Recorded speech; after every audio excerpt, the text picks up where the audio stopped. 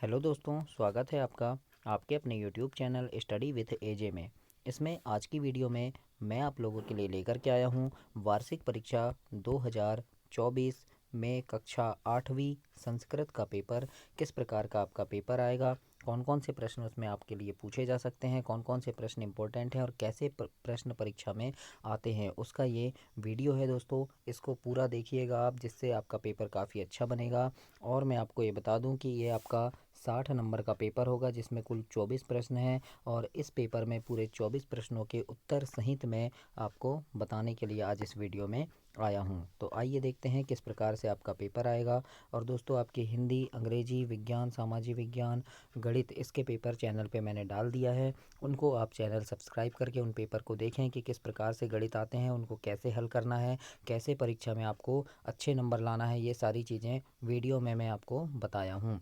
और दोस्तों, ऐसी ही काफ़ी सारी वीडियो संस्कृत की है, पहली वीडियो, ऐसी 3-4 वीडियो और डालूंगा। ऐसी ही अंग्रेजी की है, ऐसी ही गणित की है। यानी कुल मिला के आपके 25 से 28 वीडियो मैं चैनल पे डाला हूँ वार्षिक परीक्षा के लिए 2024 के लिए। तो वो सारी वीडियो देख करके आप पेपर में अच्छे नंबर लाएँ, इसके लिए चैनल सब्सक्राइब करके उन वीडियोज़ को देखें और अपने दोस्तों तक भी इसे शेयर करें और वीडियो को लाइक ज़रूर करें दोस्तों। और कोई अगर आपको प्रॉब्लम है, कोई कमी है, तो कमेंट बॉक्स में कमेंट कर सकते हैं। डिस्क्रिप्शन में मेरे इंस्टाग्राम आईडी का लिंक है, फेसबुक का लिंक है, उसमें आप मुझे मैसेज कर सकते हैं दोस्तों। मेरा नंबर है व्हाट्सअप नंबर, उस पर मुझे व्हाट्सअप भी कर सकते हैं। आइए देखते हैं सबसे पहले किस प्रकार से आएगा। तो बहुविकल्पी प्रश्न पूछे जाएंगे आपको, जो प्रश्न नंबर 1 से लेके प्रश्न नंबर 10 तक होंगे, विकल्प वाले प्रश्न होंगे। उनको किस प्रकार से हल करना है ये देखते हैं। तो जैसे निर्देश में लिखा है उचित विकल्प चित्वा लिखतः। पहला में लिखा है कार्य क्षेत्रे, तो कार्य क्षेत्रे का आएगा दोस्तों बी नंबर, त्वरणीयम, है ना। कार्य क्षेत्रे यानी कैसा होना चाहिए, त्वरणीयम होना चाहिए। तो इस प्रकार से बी नंबर इसका उत्तर है। प्रश्न नंबर 2 में लिखा है शांति निकेतने भारतीय संस्कृते मानव प्रेक्षणम च महती शिक्षाम दत्तवान। मतलब किसने शांति निकेतन की स्थापना की थी शिक्षा देने के लिए, तो वो हैं रविंद्रनाथ ठाकुर। तो सी नंबर इसका सही उत्तर हो जाएगा, रविंद्रनाथ ठाकुर। इस प्रकार से आपको लिखना है। ये आपके पाठ का प्रश्न है दोस्तों। इसके बाद प्रश्न नंबर 3 है सज्जनः इतस्मिन् पदस्य संधि विच्छेद अस्ति। मतलब इसका संधि विच्छेद क्या होगा, तो होगा दोस्तों सतधन जनः। बी नंबर आपका इसमें सही उत्तर हो जाएगा, सतधन जनः। तो बी नंबर आपको इसमें लिखना है। इसके बाद चौथा नंबर का प्रश्न है द्वंद्व समासस्य उदाहरणम अस्ति।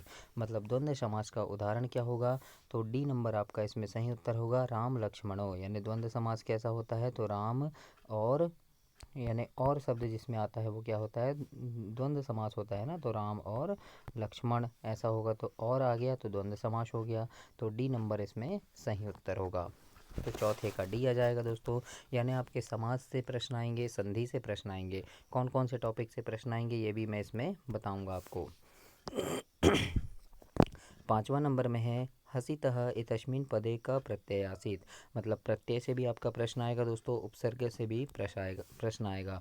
तो हसितः में कौन सा प्रत्यय है, तो ए नंबर आ जाएगा आपका, कत प्रत्यय है ना, एक तो प्रत्यय लगेगा इसमें। तो ए नंबर इसमें सही उत्तर होगा आपका। प्रश्न नंबर 6वां है शिकागो नगरे विश्व धर्म सम्मेलने भारतस्य प्रतिनिधि क अभवत्। मतलब जो शिकागो नगर में विश्व धर्म सम्मेलन हुआ था, उसमें भारत का प्रतिनिधित्व किसने किया था, तो स्वामी विवेकानंद ने किया था। डी नंबर आपका सही उत्तर हो जाएगा इसमें, स्वामी विवेकानंद। आपको पढ़कर समझ आ रहा होगा कौन कौन से पाठ से कैसे प्रश्न बनेंगे, तो यहाँ पर आप जरूर से देखिए इसको। 7वां है मेघदूतस्य कवि अस्ति। मतलब मेघदूत के यानी मेघदूत के कवि कौन है, तो वो कालिदास हैं। तो ए नंबर आपका इसमें सही उत्तर हो जाएगा, महाकवि कालिदासः। तो इस प्रकार से आपको लिखना है। 8वां नंबर में है नर्मदा नदिया अपरम नाम अस्ति। मतलब नर्मदा नदी का और दूसरा नाम क्या है, तो रेवा नाम है। तो डी नंबर इसमें सही उत्तर हो जाएगा दोस्तों, रेवा।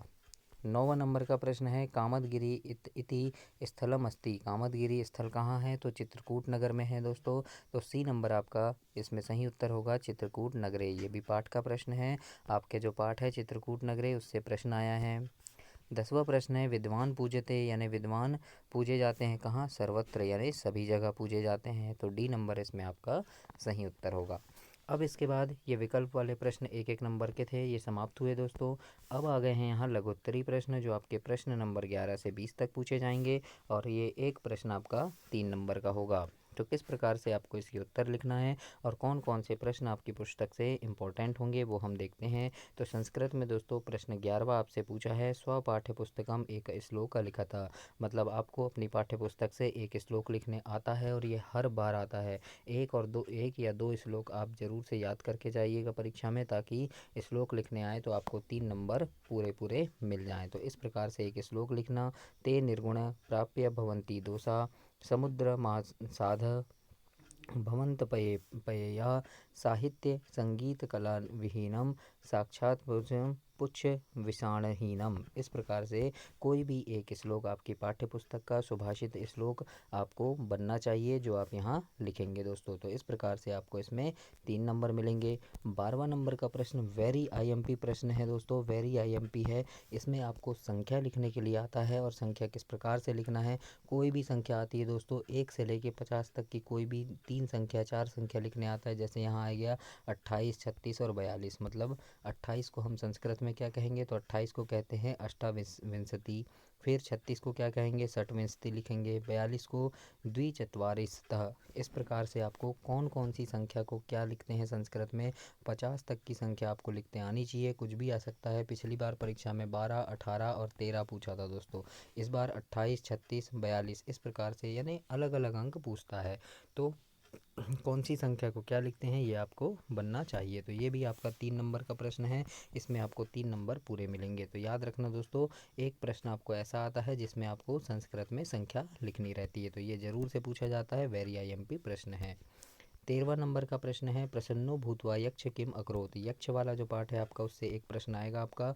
तो इसके उत्तर में लिखना कि प्रसन्नो भूत्वा यक्ष सर्वेभ्य जीवनम दत्तवान, है ना। मतलब यक्ष ने क्या कहा कि सभी को जीवन देने के लिए कहा। इस प्रकार से प्रश्न 13 का उत्तर लिखना है आपको। 14 नंबर का प्रश्न है, चंद्रशेखरेण केन नामना सट संघन कृतम। मतलब चंद्रशेखर आज़ाद का जो संगठन था उसका नाम क्या था। तो इसके उत्तर में लिखना, Chandrashekhar Hindustan socialist Republican army इति नामना संगठन कृतम। मतलब उनका जो नाम था वो क्या था, Chandrashekhar Hindustan socialist Republic army, ये नाम था उनके संगठन का। तो इस प्रकार से आपको उत्तर में लिखना है। तो ये भी आपका वेरी आईएमपी प्रश्न है, ये भी परीक्षा में पूछा जा सकता है। त्रैमासिक परीक्षा में आया था, अर्धवार्षिक में आया था, वार्षिक में भी आ सकता है। इसको आप ज़रूर से याद कीजिएगा दोस्तों। और दोस्तों चैनल को सब्सक्राइब करना, मेरी शुभकामना है कि आप काफ़ी अच्छे से पढ़ाई करें और बहुत अच्छे नंबरों से पास हों। और आपके लिए काफ़ी मेहनत करके मैं काफ़ी सारी वीडियोस बनाया हूँ इंपॉर्टेंट प्रश्नों की, सभी विषय की। कम से कम 28 से 30 वीडियो चैनल पे डाला हूँ कक्षा 8वीं के, आपके पूरे 6 विषय के। तो उन वीडियोस को ज़रूर देखें चैनल सब्सक्राइब करके, ताकि परीक्षा के समय अगर कोई भी प्रश्न आए तो आपको बन सके। गणित में भी पूरा गणित हल करवाया हूँ बहुत अच्छे से, तो उन वीडियोज़ को ज़रूर देखें। 15 नंबर का प्रश्न है, इसमें पूछा है आपका, न्याय पथ पदमिन के न विचलंती। मतलब न्याय के पथ से यानी विचलित नहीं होना चाहिए। तो उत्तर में लिखना है इसका, न्याय पथस्य पद्मिरी धीरा न विचलंती। मतलब कौन है, जो धीर होते हैं वो कभी नहीं हटते, मतलब धैर्य रखने वाले, है ना, न्याय के पथ से नहीं हटते। इस प्रकार से आपको लिखना है। मैंने यहाँ हिंदी में लिख के भी समझा दिया है, हिंदी में आपको नहीं लिखना है, मैंने यहाँ समझाने के लिए लिखा है, आपको इतना बस लिखना है इसमें। इसके बाद प्रश्न नंबर 16 है कि कालिदासस्य द्वय महाकाव्य नाम लिखा था। मतलब कालिदास के 2 महाकाव्य के नाम आपको लिखना है। तो उत्तर में लिखिएगा, कालिदासेन विरचित महाकाव्य द्वयम नाम कुमार संभवन एवं रघुवंशनम चेती स्ता। इतना आपको लिखना है। इसका हिंदी में क्या होगा कि कालिदास के द्वारा विचरित 2 महाकाव्य के नाम जो हैं वो कुमार संभव और रघुवंश हैं। इस प्रकार से हिंदी में हुआ, आपको इतना बस लिखना है। मैंने नीचे का ये हिंदी जो है वो समझाने के लिए आपको लिखा है दोस्तों। तो इस प्रकार से आपको प्रश्न 16 का उत्तर देना है। कालिदास के 2 महाकाव्य लिखने आता है, ये मोस्ट आईएमपी प्रश्न है, तो इसको आप ज़रूर से पढ़ लीजिएगा। 17 नंबर का है, पंच शाकानाम नामामि लिखतः। तो इसके उत्तर में लिखना, पंच शाकानाम नामामि क्या है, यानी 5 सब्जियों के नाम लिखना है आपको। आलूकम, पलांडू, कुमांडम, सिम्बाम, मूलिका। इस प्रकार से 5 सब्जियों के नाम लिखने के लिए पूछा है आपसे, तो ऐसे लिख सकते हैं। 18 नंबर का प्रश्न है, भवनानाम गवाक्षेषु किम विद्यते। तो इसके उत्तर में लिखना, भवनानाम गवाक्षेषु प्रस्तर पट्टिकाक्षु सूक्ष्म शिल्पकार्ये विद्यते। इस प्रकार से आपको प्रश्न 18 के उत्तर में लिखना है दोस्तों। 19 नंबर का प्रश्न है, अहिल्याबाई कीदृशी महिला आसीत, मतलब अहिल्याबाई जो थी वो कैसी महिला थी। तो उत्तर में लिखना, अहिल्याबाई प्रजावत्सला धर्मपरायणा न्यायनिष्ठ च महिला आसीत, मतलब जो अहिल्याबाई थी वो प्रजावत्सल धर्मपरायण और न्यायनिष्ठ महिला थी। इस प्रकार से आपको संस्कृत में उत्तर लिखना है, इतना बस लिखना है इसका। तो ये आपका 3 नंबर का प्रश्न कंप्लीट हो गया दोस्तों। इसके बाद प्रश्न 20 में है कि निर्झरा की दृशा वर्षन्ते, है ना, मतलब झरने जो हैं वो कैसे होते हैं। तो लिखना निर्झरा कल कल नाद पूरयति वर्तन्ते, मतलब झरने कल कल के स्वर से भरपूर होते हैं। इस प्रकार से आपको 20 नंबर का उत्तर लिखना है। तो ये आपके लघुत्तरी प्रश्न जो हैं वो समाप्त हुए। अब इसके बाद आपके दीर्घोत्तरी प्रश्न पूछे जाएंगे जो आपके 5 अंक के होंगे दोस्तों। तो इसको बहुत अच्छे से हल करना है क्योंकि ये 5 नंबर का है और 21 से लेके 24 तक जो प्रश्न हैं वो 5-5 नंबर के होंगे। अब यहाँ पर लिखा है देखो, निर्देशनानु उत्तराणी लिखता, मतलब अधुलिखित स्फटित्वा प्रश्न नाम उत्तराणी संस्कृते लिखता, मतलब आपको एक पैराग्राफ आएगा लिखने के लिए, है ना, मतलब आपको गद्यांश दिया रहेगा ऐसे और वहीं से आपको उत्तर लिखने हैं। तो ये गद्यांश जो लिखा है इसको पढ़ना है आपको कि वरामिहिर वेदज्ञ वैज्ञानिक आसीत च गतानुगतिकया स्थाने वैज्ञानिक दृष्टिकोण महत्वं प्रतिपादितवान। इस प्रकार से जो गद्यांश दिया है इसको पूरा पढ़ना है और वहीं से आपको उत्तर लिखना है। जैसे पहला प्रश्न पूछा वरामिहिर का आसीत, है ना, मतलब वरामिहिर कौन थे। तो यहाँ पर उत्तर है देखो, वरामिहिर वेदज्ञ वैज्ञानिक च आसीत, है ना।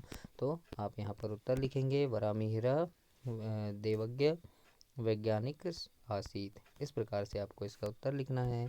दूसरा है फलित ज्योतिषस्य प्रथम आचार्य का, मतलब फलित ज्योतिष प्रथम आचार्य कौन थे। तो उत्तर में क्या लिखेंगे हम, यहाँ पर लिखा है देखो उसका उत्तर कि ये देखो, फलित ज्योतिष नाम शास्त्रम तस्य, ये शास्त्र का नाम है उनके, है ना। फलित ज्योतिष कौन थे, तो इधर पे लिखा है देखो ये कि भारतीय फलित ज्योतिष प्रथम आचार्य वरामिहिर, है ना, कौन थे, वरामिहिर थे। तो हम यहाँ लिख देंगे भारतीय फलित ज्योतिष प्रथम आचार्य वरामिहिर एव।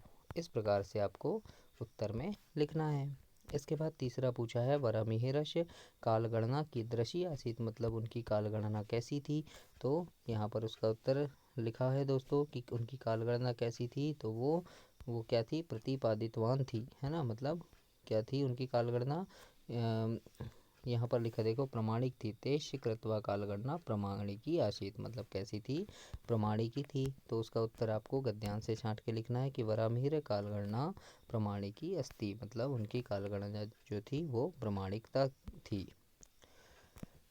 इसके बाद लिखा है चंद्रमा कस्य प्रकाशेन प्रकाशते, मतलब चंद्रमा किसके प्रकाश से प्रकाशित होता है। तो यहाँ पर लिखा है देखो सूर्यस्य प्रकाशेन प्रकाशते, है ना। तो हम क्या लिख देंगे यहाँ पे, चंद्रमा सूर्यस्य प्रकाशेन प्रकाशते। इस प्रकार से आपको उत्तर में लिखना है। इसके बाद है प्रकाशेन इतस्मिन पदे का विभक्ति। तो प्रकाशेन पद में कौन सी विभक्ति है। तो लिखना एक वचन तृतीया विभक्ति है इसमें, है ना, क्या है, एक वचन और तृतीया विभक्ति है। तो इस प्रकार से आपको एक कोई गद्यांश दिया रहेगा उसमें से आपको आंसर लिखने के लिए आएगा और वो 5 नंबर का होगा। तो ऐसे प्रश्न आते हैं संस्कृत में, तो इनको अच्छे से पढ़िएगा ताकि ऐसे गद्यांश लिखने के लिए आए तो बन जाए आपसे। और इस प्रकार का गद्यांश आएगा तो कैसे लिखना है ये मैंने आपको बता दिया है। इसके बाद पद्यांश आएगा दोस्तों, जैसे लिखा है लिखे इस प्रश्न नाम उत्तराणी लिखा था। एक ऐसे श्लोक दिया रहेगा या कोई भी पद्यांश दिया रहेगा। अब यहाँ से आपको उत्तर लिखने हैं।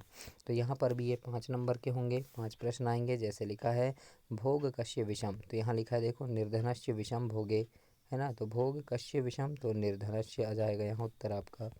इसके बाद दूसरा पूछा है निस्सत्वस्य किम विषम, तो इसमें क्या हो जाएगा, ये देखो निष्वत्स्य विषम रणम लिखा है ना। तो आप लिखेंगे निष्वत्स्य विषम रणम। इस प्रकार से उत्तर हो जाएगा। तीसरा है शास्त्रम कदा विषम, शास्त्रम कदा विषम, तो यहाँ लिखा देखो अनभ्यासे विषम शास्त्रम, मतलब अनभ्यासे यानी जो पढ़ा ना गया हो ऐसा शास्त्र क्या है, विष के समान होता है। तो ऐसा पूछा है आपसे। फिर अजीर्णे किम विषम, तो अजीर्णे किम विषम में क्या आ जाएगा, अजीर्णे भोजनम विषम, मतलब अजीर्णे मतलब होता है जो पच ना पाए, है ना। ऐसा भोजन किसके समान है, विष के समान है। तो अजीर्णे भोजनम विषम, इस प्रकार से आपको लिखना है। और लास्ट वाला प्रश्न है आपका कि निर्धनस्य तस्मिन पदे का उपसर्ग, तो इसमें क्या उपसर्ग है, निर जो है वो उपसर्ग है, तो निर उपसर्ग अस्ति ऐसे लिखना है। तो इस प्रकार से एक श्लोक आएगा और श्लोक से आपको प्रश्न उत्तर ऐसे देने के लिए आएगा दोस्तों। तो किस प्रकार से प्रश्न उत्तर लिखते हैं मैंने आपको पूरा बता दिया इसमें, और ये 5 नंबर का होगा आपका। तो ऐसा आएगा, तो आपको इस प्रकार से लिखना है और आपको पूरे में पूरे नंबर इसमें मिलेंगे। इसके बाद प्रश्न नंबर 23 है और इसमें लिखा है प्रदत्त शब्दे पत्र पूर्यतः, मतलब ये दिए गए शब्दों से पत्र को पूरा करना है। और ये मोस्ट इम्पोर्टेंट है दोस्तों, इस प्रकार का जरूर से आता है परीक्षा में, और ये 2-3-4 साल से आ रहा है, इस साल भी ज़रूर आएगा। कुछ शब्द दिए हैं जैसे उत्तीर्ण, भारत मातरम, पत्र, पंचवदने, मार्च मासे, है ना, इस प्रकार से। अब इन शब्दों को आपको खालिस्तान में फिल करना है। तो देखिए यहाँ क्या लिखा है, अहम अत्र कुशलम अस्मि अधभवत, तो यहाँ क्या आ जाएगा, पत्र आ जाएगा। पत्र प्राप्तम, मतलब मुझे आपका पत्र प्राप्त हुआ। भवत स्वास्थ्यम कथम अस्ति, वार्षिक मूल्यांकन मार्च मासे आ जाएगा, है ना, कब, मार्च मासे भविष्यति। अहम प्रतिदिन प्रातः, तो क्या आ जाएगा यहाँ, पंचवादने, मतलब 5 बजे, है ना। उत्थाय अध्ययनम करोति, मतलब 5 बजे उठकर अध्ययन करता हूँ। परीक्षायाम अहम प्रथम श्रेष्ठम भविष्यामि उत्तीर्ण इति विश्वास अस्ति, मतलब मुझे विश्वास है कि मैं उत्तीर्ण होऊंगा, ऐसा, है ना। फिर क्या आ जाएगा यहाँ पे, इसके बाद मातरम वंदे, मतलब वंदे मातरम। तो इस प्रकार से आपको यहाँ पर जो शब्द दिए हैं उनसे पत्र को पूरा करना है, तो ऐसे आप इसे पूरा करेंगे।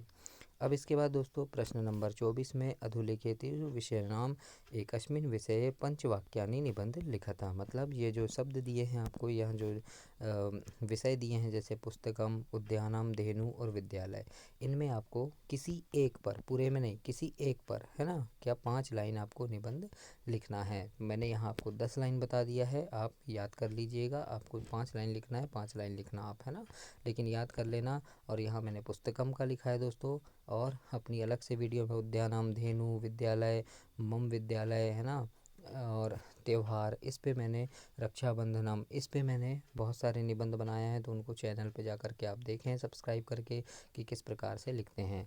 तो पुस्तकम पे लिखना है तो आप लिख देना पुस्तकानि महाम अतीव रोचन्ते, मम समीपे बहुनि पुस्तकानि सन्ति, पुस्तकानि अतीव मनोहराणि सन्ति, मम समीपे चित्र पुस्तकम अपि अस्ति, रमणीयं चित्रचितम आनंदयति, पुस्तकानि ज्ञानस्य भंडार भवति। उसके बाद लिख देना पुस्तकानि अस्माकं मित्राणि सन्ति, पुस्तकानां संगति लाभप्रदा भवति, अस्माभिः पुस्तकानि रक्षणीयानि, स्वगृहे लघु पुस्तकालयो निम्रात् तत्व। इस प्रकार से आपको प्रश्न के उत्तर लिखने हैं, और ये आपके पूरे 24 प्रश्न कंप्लीट हुए संस्कृत के। संस्कृत का पेपर कंप्लीट हुआ, और ऐसे ही संस्कृत के 2-3 वीडियोस और डाला है मैंने चैनल पे, तो उनको भी चैनल पे जा कर के देखें, उनको भी पढ़ें, वहाँ से भी काफ़ी सारे प्रश्न आपकी परीक्षा के लिए बहुत महत्वपूर्ण है। तो कहीं से भी प्रश्न आ सकता है दोस्तों, एक एक वीडियो मैंने 4-4, 5-5 वीडियो बनाया है एक एक विषय के, तो उन सभी वीडियो में से आपको देख कर के परीक्षा की आपकी पूरी तैयारी हो जाएगी। तो उन वीडियोस को देखना ना भूलें, चैनल को सब्सक्राइब करें, और दोस्तों खूब मन लगा के पढ़ें, परीक्षा में प्रथम स्थान प्राप्त करें, मेरी शुभकामनाएं हैं ऐसी। और चैनल को सब्सक्राइब करें, वीडियो को लाइक करें, अपने दोस्तों तक इसे शेयर भी करें। धन्यवाद दोस्तों।